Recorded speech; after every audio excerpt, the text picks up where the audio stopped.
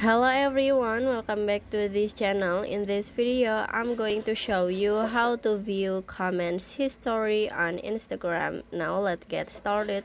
First, after you open your Instagram, you just click on the profile icon at the bottom. Click on it. And after this, in here you just click on three lights icon at the top. Click on it, and after this, in here you just click on your activity, this one, click on it, and in here you just click on interaction, and in here you just click on the comments. And now in here you can see a comment history on Instagram. It's so simple, right?